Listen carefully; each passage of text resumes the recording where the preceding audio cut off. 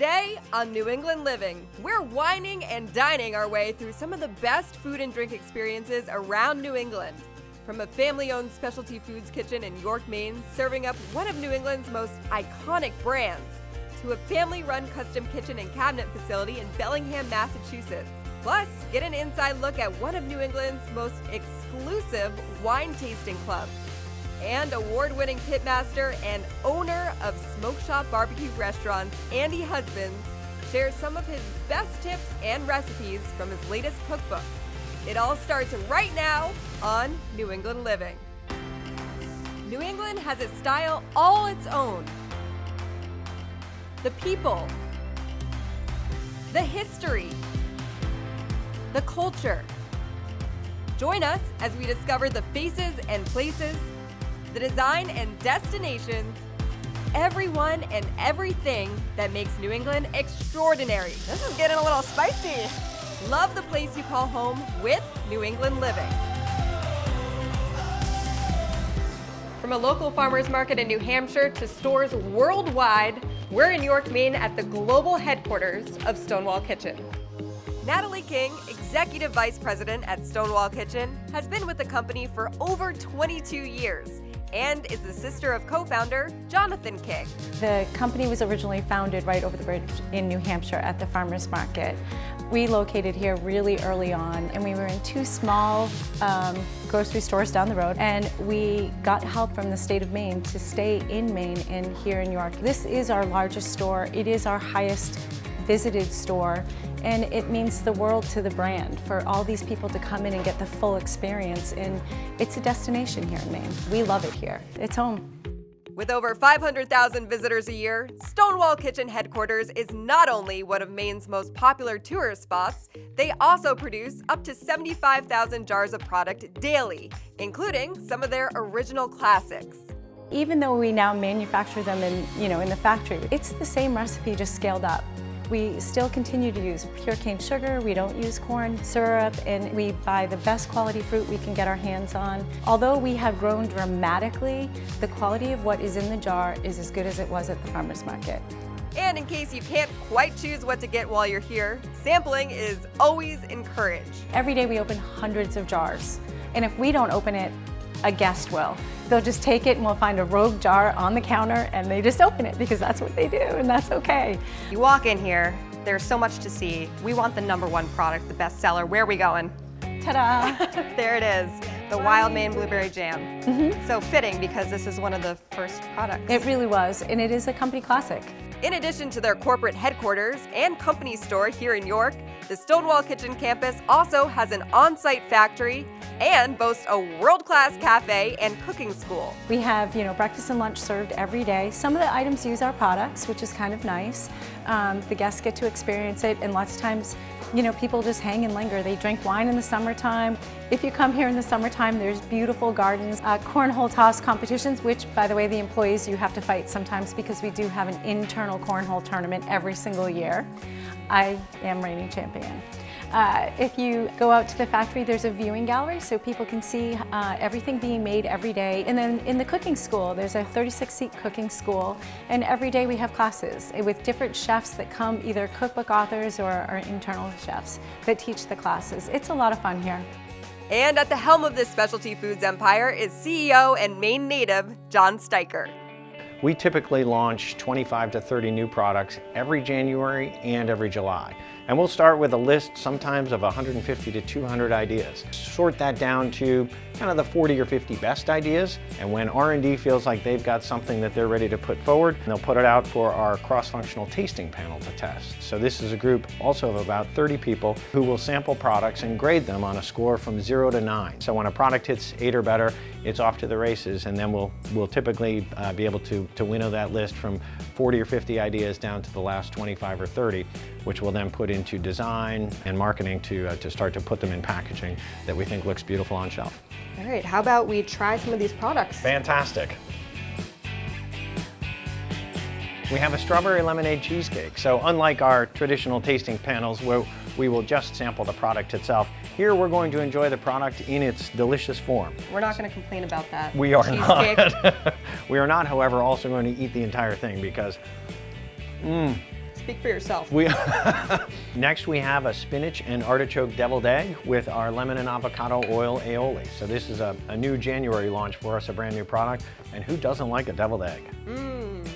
Oh, that is tasty. What's great is on your website, you have all the ingredients that we can find in here, but you also have recipes. So we can try to make this at home. Hundreds of recipes, and we're soliciting and taking new ones. If someone has a great recipe, we'd love to have them send it in. We'll find a way to get it up on our website. Okay, we'll try to make something as good as that tastes. No promises. True enough. And moving on, this is what I've been eyeing this entire time. So what do we have here? You and me both. We're on to our sea salt and espresso martini mixer. This is absolutely delicious. I think we're gonna whip one up right now.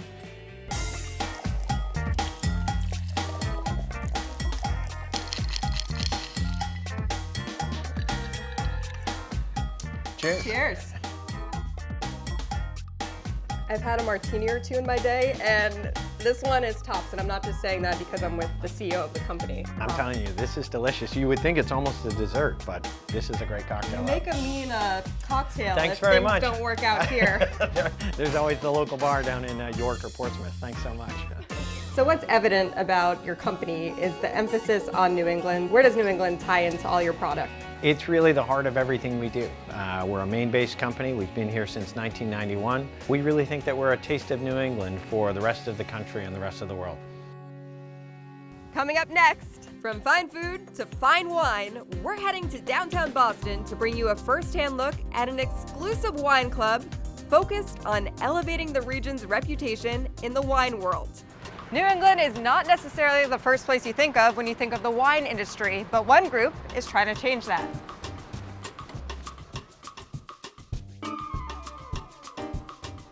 Thank you all for coming out to the second blind tasting of the Boston Sommelier Society in 2020. Each group will pour for the table next to them. Let's get started and see how we do.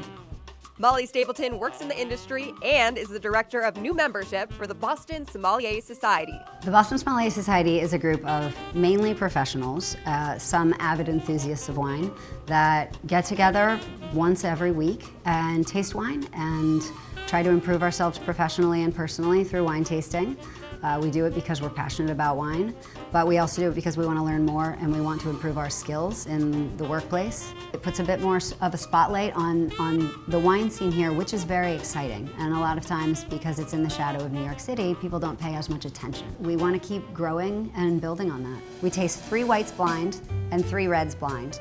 And we go through a sheet where we analyze the structure of the wine and the taste of the wine. So for example, the different flavors we get, fruit notes for example. So I would go for something on the golden pear and golden apple. I don't get any oak on my palate. Maybe it's neutral. And then the structure of the wine, meaning acidity, tannin, body. The acidity level is I think it's really high. The body's a little full and the acidity level is a little high. All of the elements of a wine that help you decide what style it is and whether you like it or not. Potential grape varieties here, I have to say Riesling. However, I do believe that it's one with age. So we go around the group and we're each giving our opinion about the different aspects of the wine. And as we get to the end, we're starting to narrow down our choices. And then we say, we're gonna put our stake in the ground and we see if we're right or wrong. That's gotta be that. All right, let's see, drum roll. Anjou. Anjou, Chenin Blanc. Yes. Way to go. Nice call. 2015 in the 5-year range. So that was good. So you were spot on the 5-year range call.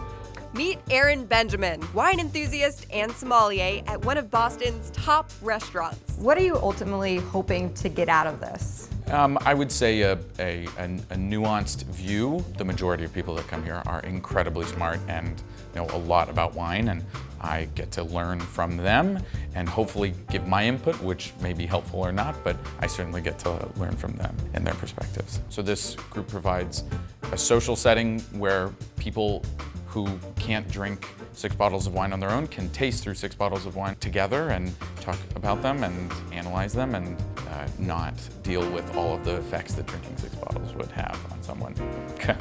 The understanding of wine comes not from the amount that you have consumed, but the amount of time that you have spent with it. As the local wine industry expands, so too does interest in this unique group. We've seen a lot of growth of diversity of people. It was traditionally just people from the restaurants, and now we see people from retail, we see people from areas of other expertise, scientists, for example, coming to learn to taste seriously.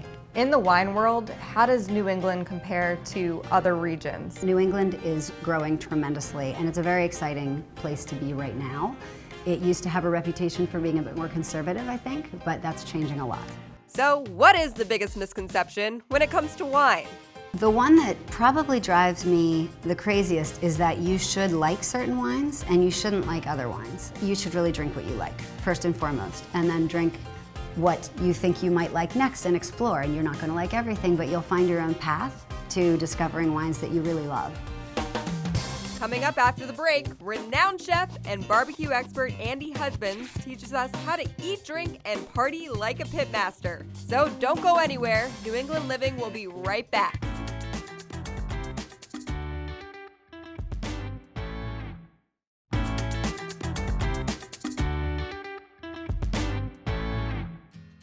Welcome back to New England Living. Up next, Chef Andy Husbands teaches us how to party like a pitmaster.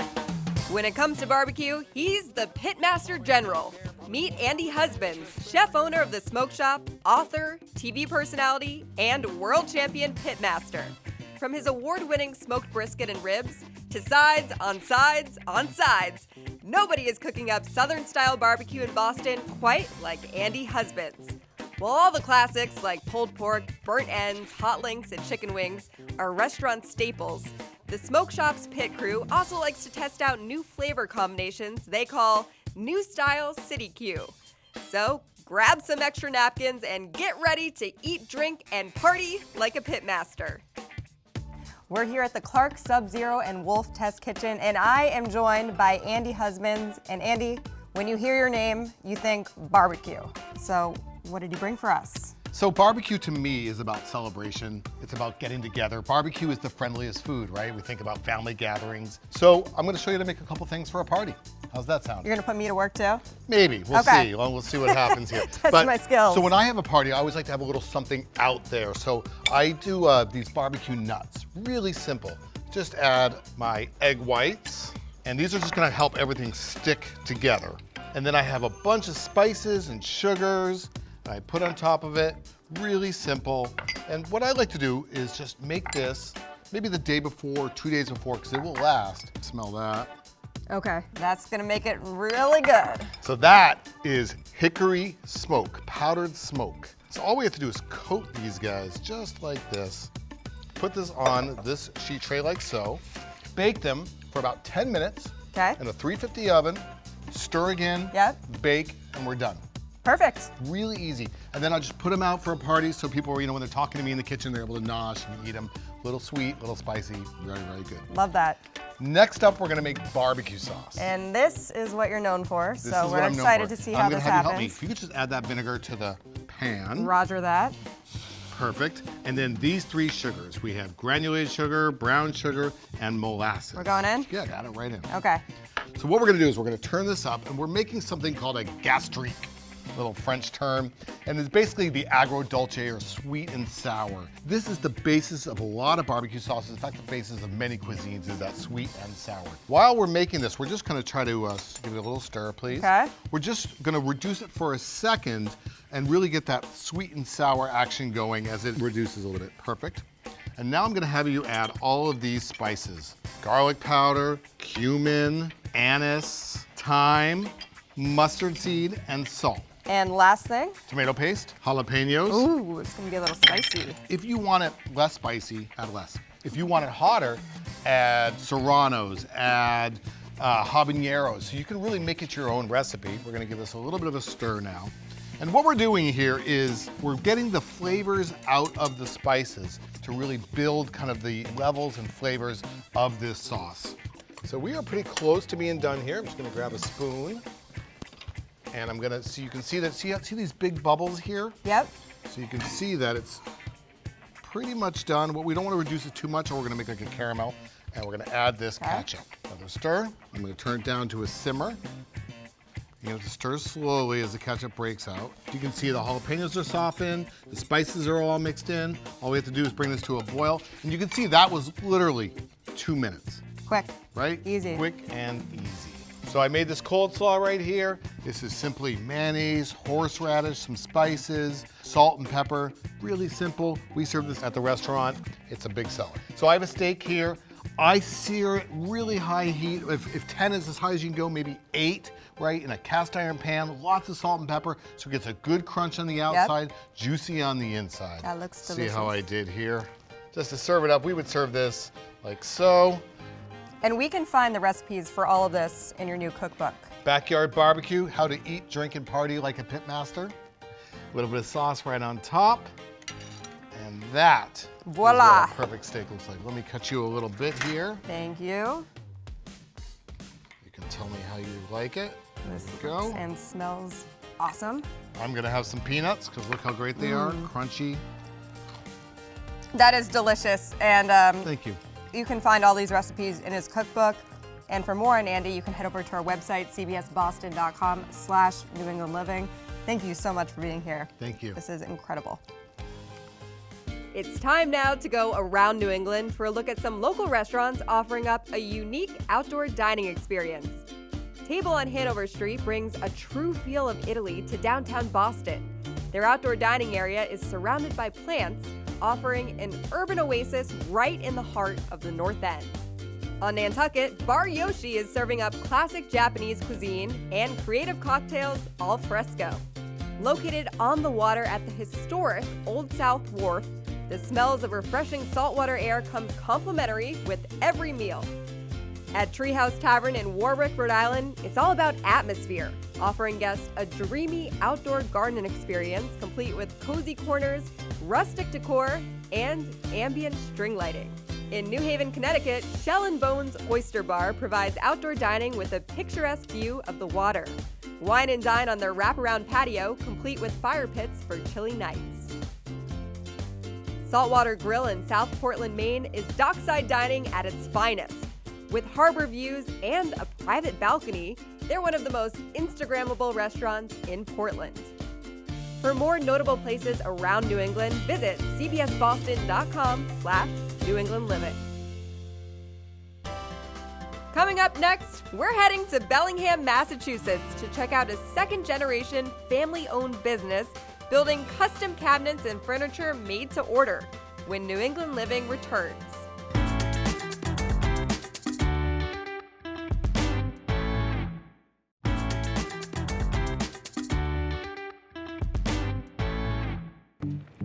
A family-run business with an emphasis on quality, Scandia Kitchens has been offering New Englanders one-stop shopping for their kitchen needs for over 40 years.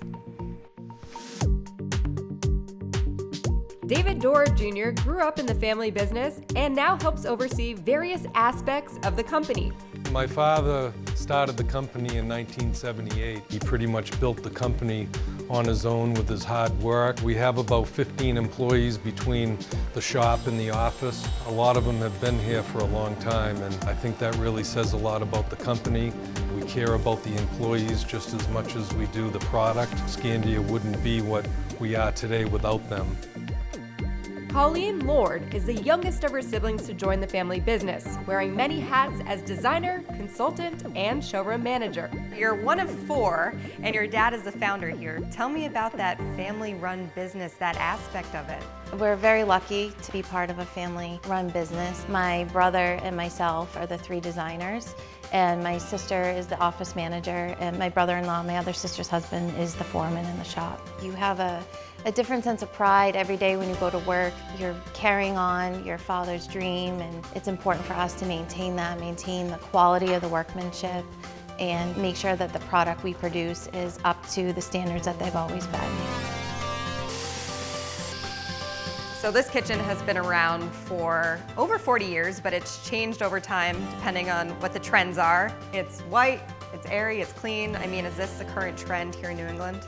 Yes, we're definitely seeing a lot of white. People like the clean and simple look, less to clean, less to worry about, more of a minimalist lifestyle, I think, is definitely what people are gravitating towards. I do see a little bit of a shift recently where they're adding some warmth back to the space, whether it be with a wood island or wood tones other places in the floor, just to warm up the space so it's not quite so stark with all white. And quality is the cornerstone of every custom-made Scandia kitchen. We use all premium grade materials, from the draw boxes to the hinges to the inside of the cabinets. It's a select white birch material on the inside, which to a lot of other companies that's not important, but we'd rather have high quality materials in our cabinetry because it really can affect your reputation. All Scandia cabinets are manufactured on site in their 10,000 square foot facility in Bellingham, Massachusetts. Being able to have the factory here allows us to have complete control over the quality, and also it allows us to make sure that the design that we're designing with our client is actually being designed correctly, that's being built correctly, and that it's going to be exactly what the client wants. We start out with all the raw materials, and then it works its way through the milling area where everything is cut to fit. From there it goes out into the assembly area where everything is glued and clamped and put together and squared up. And out in the assembly area is also where the accessories are made. From there it goes to sanding, where all the glue is removed, everything is sanded down. Then from there it goes out into finish. We do stain, we do paint, natural, all those different types of finishes. And then to the hardware area where all the hinges are put on, the slides are put on, drawers put in, rollouts. From there it's pretty much all set and ready to be shipped. Regular attention to even the smallest details is what David says sets them apart from many other manufacturers. After working in the shop and being on the road with the installers and talking to the installers every single day, I know what to look for before it even starts being built. So little things like specifying what degree hinges to put on each door so that when they open up they don't hit the cabinet or the refrigerator next to them. And that's what separates us from anybody else and other manufacturers. For us to put our name on it and to stand behind it, it has to be up to a certain standard. That's just what we're known for. It's how we've always been, and we refuse to compromise on that.